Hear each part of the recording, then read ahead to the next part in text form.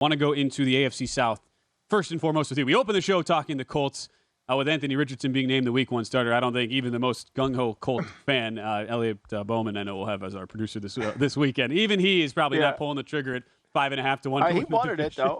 I mean, he wanted all Colt fans want this. This is what they want. They don't want to watch Gardner Minshew, so they got what they wanted. Now we'll see if they can, what it's going to be ugly. It's going to be like, it's like the first draft of anything you write. It's not going to be very good until you get in there and fix it and move things around and do a lot of different things.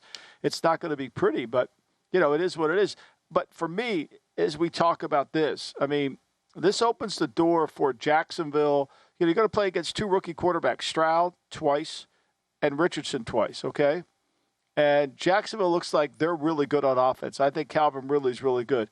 I think Tennessee has a chance to be really good, too. I think Tennessee's defense and the way Vrabel coaches. I went ahead and took Tennessee at plus 325 to win the division because I thought it was the best value. I was impressed with Jacksonville against Dallas in the first preseason game just because their temperament, their attitude, and their execution. I know Lawrence threw an interception on the first pass, but, that stuff happens. But this Tennessee team, to me, has got that DNA of Vrabel. And they can run the football. I think that they're going to be better in the offensive line, which is critical for them, right? I think you could definitely see they're going to have a better opportunity to protect the quarterback. I don't think Tannehill's horrible. And I love the little kid that they drafted, Spears from Tulane. I thought he was sensational last week. No doubt. And I look at this clearly opening up to be a two-horse race so far. If you look at our guide and basically anybody else, it's pretty much, do you lay $1.55 with Jacksonville after going worse the first season ago? Given where they are at, seemingly they are the rightful favorite coming in, or do you view like that is just too much of a tax to pay? Do you go with Tennessee as the second choice? I look at this starting the year just with preseason ratings. I have Jacksonville about 3 points better than Tennessee on a neutral, which is certainly not overwhelming by any means. So I totally get, Michael, why you'd want to take a stab there at the plus 325. And kind of similar to what we talked about in the AFC East, where all 4 teams have big question marks at offensive line. I just wonder, so for Jacksonville, you look at the numbers last year.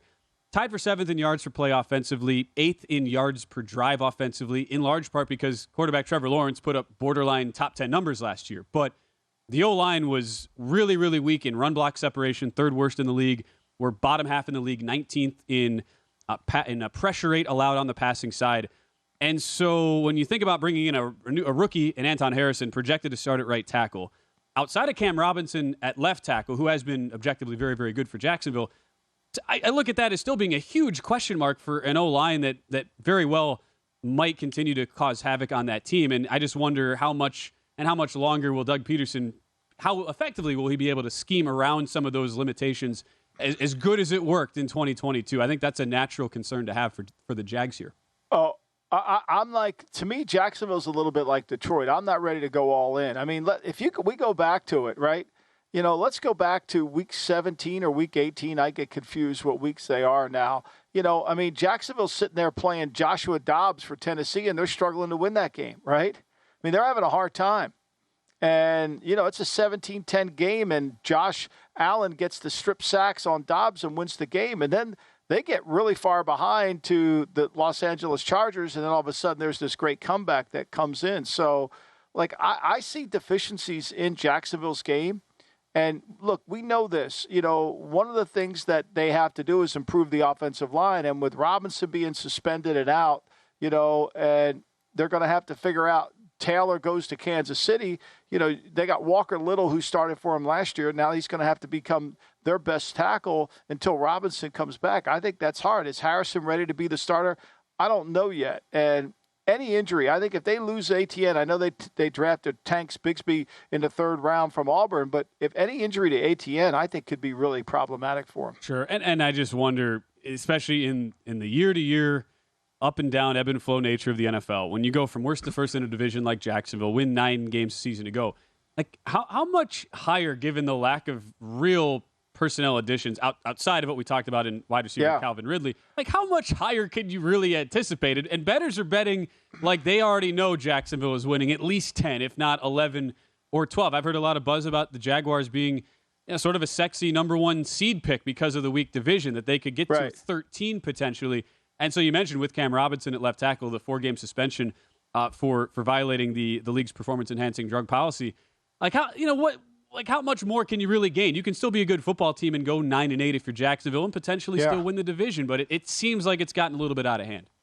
I'm not sure how good they are on defense, right? Are you sure? Are we sure they're really good on defense? I'm not sure of that, right? They were 16th in sack percentage. I mean, they were not, they were not great in terms of when you look at average drives. They were 30th in the league in plays allowed, 25th in the league in time of possession by the offense, and 26th in the league in drives in yards per drive. How good are they? Were 24th overall in the league in yards allowed anyway. Now, they were only 12th in points allowed, but still. Are you convinced they're great on third down? I mean, third down defense last year, Ben, they were 29th in the league. Sure.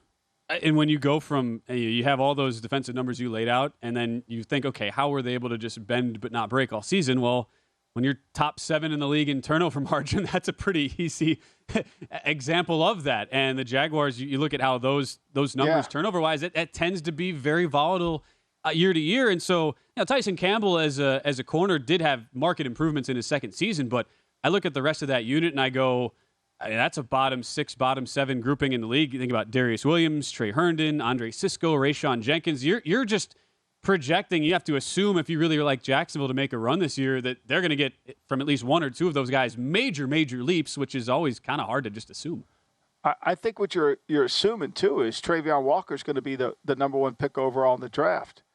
Right? We saw Devin Lloyd, their other first-round pick last year, get benched and come back. I mean, they moved a lot of pieces around last year. Now, I can't say his name, but Olakun, the linebacker, I think that's how you say it, is, he's a tackling machine. That guy makes 1,000 tackles.